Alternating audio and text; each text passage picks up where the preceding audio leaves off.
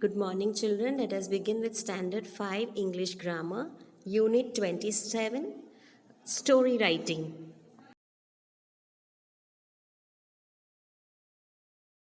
So we begin with the first story, that is The Monkey and the Caps. This story we all are aware with the title of The Monkey and the Cap Seller. This is the same story. The title can differ. So let's begin. A cap seller was very tired. He had been selling caps since morning.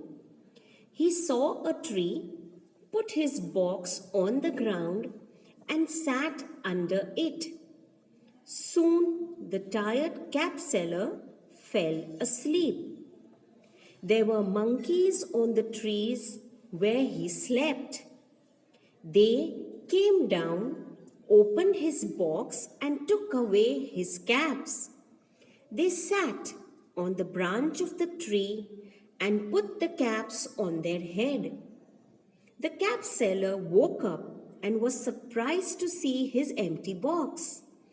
On looking up, he was amazed to see monkeys on the tree, each wearing a cap.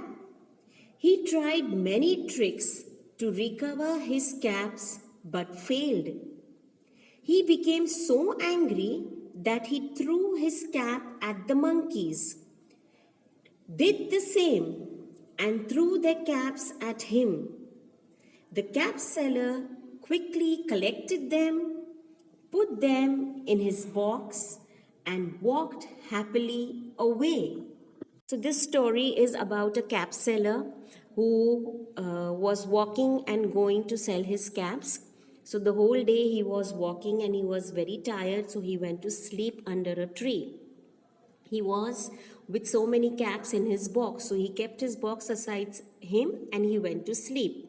Now when he went to sleep, a lot of monkeys were on that tree. So the cap seller was sleeping and the monkeys came down and took all his caps from his box. So when the cap seller woke up, he was very surprised to see that his box was empty. There were no caps. And suddenly he saw up and he saw that on the tree, all the monkeys were with his caps and they had his caps on their heads. The cap seller tried very hard to collect his caps from those monkeys, but he failed. But then he was so tired and angry that in anger he removed his own cap from his head and he threw it on the ground. So as soon as he did that act, the monkeys also copied him. And all the monkeys removed their caps from their head and they threw it on the ground. So then the cap seller quickly collected all his caps, kept it in his box, and he went away happily. So this is the story of the monkey and the cap seller, or the monkeys and the caps. So here you can see the picture of the cap seller. He's resting under the tree and he's gone to sleep, and there are so many monkeys on the tree. Then all the monkeys get down and they collect all the caps from his box and they go up the tree. And when the cap seller gets up, he has a cap on his head and he's trying to get all his caps from the monkey. So when he was very angry, in anger, he removes his cap and throws on the ground, and the monkeys also do so, and he collects all his caps from the ground and he goes back happily. So we begin with the next story, that is King Bruce and the Spider. This king, when he was in the cave, he learned something from the spider when it was weaving its web. So now let us see what the story is about. King Bruce and the Spider. King Bruce was a brave king, but was defeated in a battle.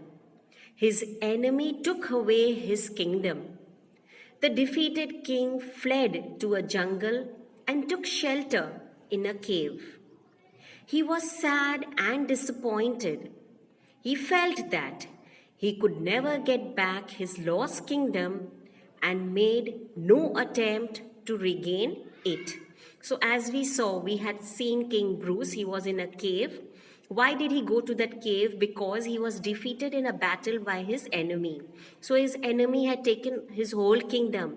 So the king lost and he felt that he has lost everything. So he went into the cave.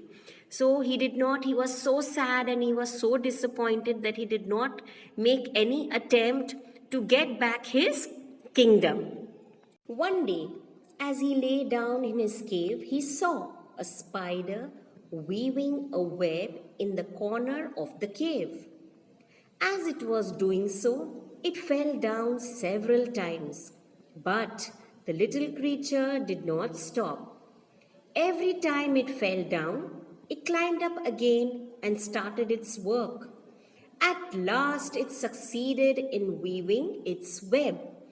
So the king passed many days in the cave. And one day, as he was lying down, he was resting, he saw a spider weaving its web in the corner of the cave.